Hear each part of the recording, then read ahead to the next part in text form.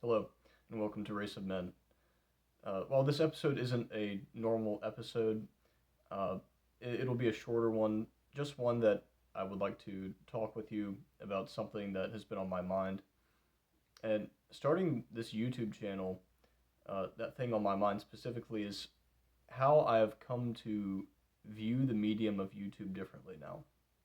Of course, things haven't changed necessarily in the way I use or have used continue to use YouTube, as a watching platform for information and whatnot. Uh, but it has changed in the way where I am now using it as a platform to launch my own ideas out into the site itself, and that includes going to all of you who are watching it. And it has caused me to view the platform a lot differently. This project, this endeavor of mine to give you something that usually is of a high quality, in my opinion, that I take a lot of time to read and research for and try to present it to you well with nuanced thoughts to the best of my ability.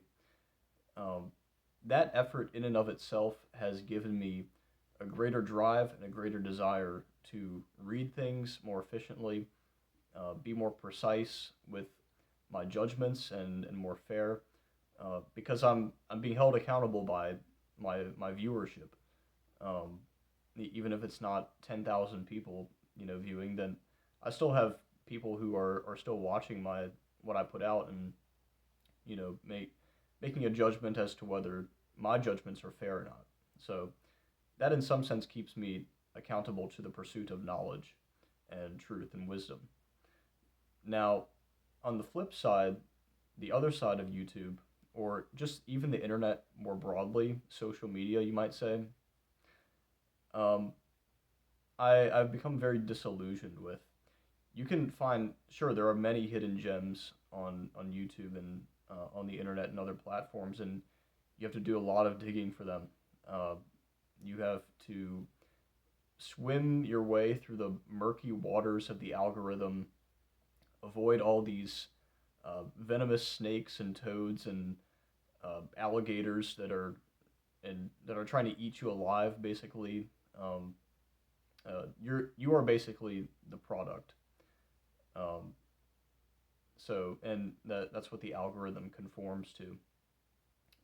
It's individual per person, but the general idea still remains. That being said, I would consider it a mission complete if you watch this YouTube channel and never watched YouTube again.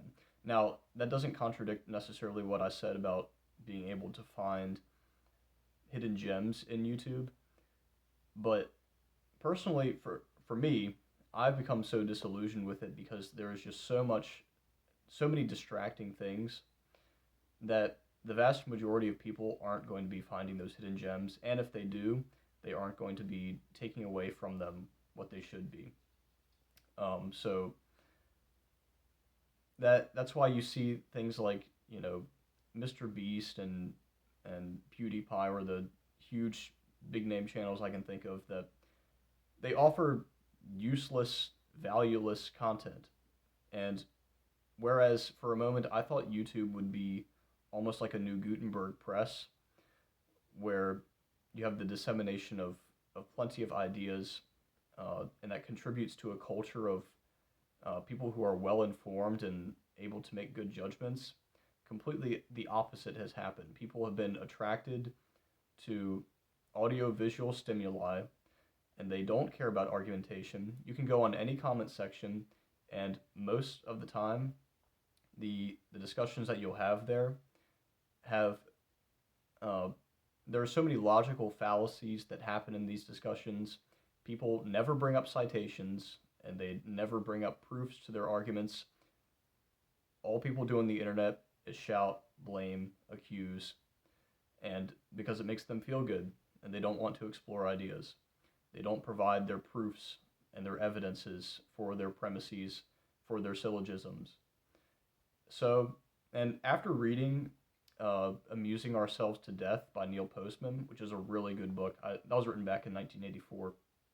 I recommend it to anyone uh, who's on the platform, or just anyone in general in today's society. He was talking about television in particular and how it programs us. YouTube is just kind of an evolution of that. It's more like a pick and choose television. To a lesser extent, there's less programming. I think there's less like that. Uh, you know, primetime news, ABC, CBS, whatever. Feeding of information into you, telling you what to think. Because you can go actively choose what you watch. That being said, people choose to go watch things that will create an echo chamber.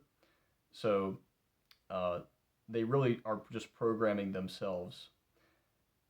That being said, there was a time after I graduated from college that um, I was just on YouTube. I was like in between college and figuring out what I wanted to do. I was at home, just not quite sure where I wanted to go with my life. And so a lot of my day was spent online. And after being online for a while, and I imagine it's the same after like if you're end up being one of those people who just watches a news stream all day on TV, it really takes a toll on your mind. Um, and for a time, I was in a very dark place. It's almost comical because part of that darkness was, me listening to Mozart's Dies Irae. Uh, I think that's what it is called. Just over and over again, talking. Or no, it was Lacrimosa. Lacrimosa. Um, it's his requiem for those who have not chosen Christ, and the final judgment has come, and their dread and their terror. In a sense, I was relating listening to that to um, how I just felt burdened by everything I was viewing. I just felt it's almost like I felt the burden and the weight of the world on me, and I came to a realization after a point of almost just being depressed for a while that, well, my dad told me that, maybe you should, lay off watching that stuff. I think it's taking a toll on you. And I was kind of dismissive of that point at first, but then I thought about it more, and, he was right. He uh, was right about the point that, you know, you're not supposed to take on the burdens of the world yourself. As Christians, the one who is adequately able to take on the burden of the world is Jesus Christ. And he did so through his sacrifice. The burden of the world was so heavy that even the Son of God had to be put to death and suffered all of sin upon him to be rid of the burden.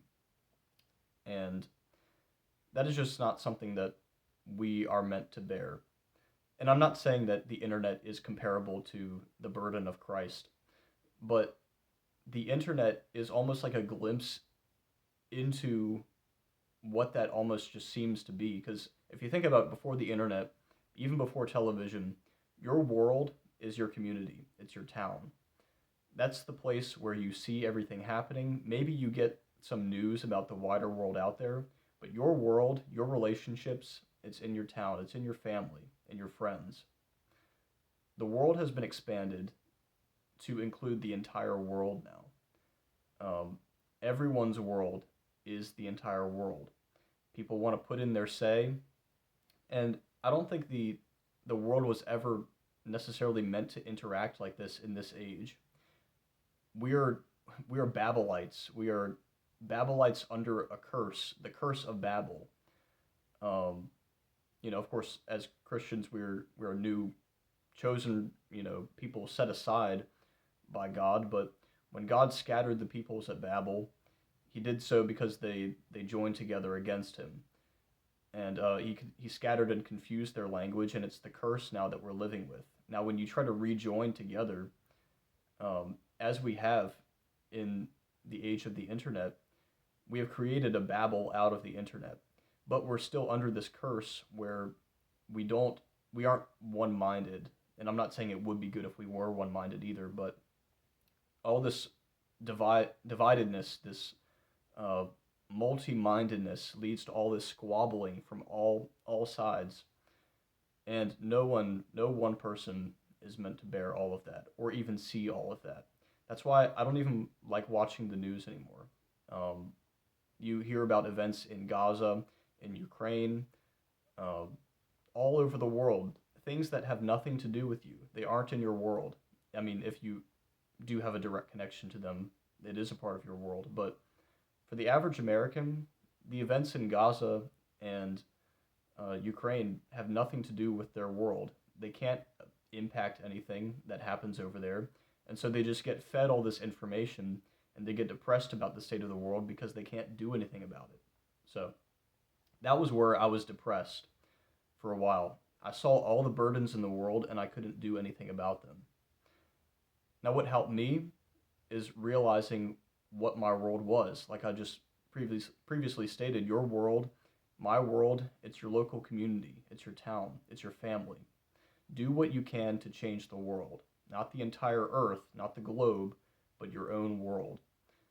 Um, because it's more manageable. That people, unless you're in a position of power like a president, um, your world doesn't exceed uh, perhaps more than 100 people that you know.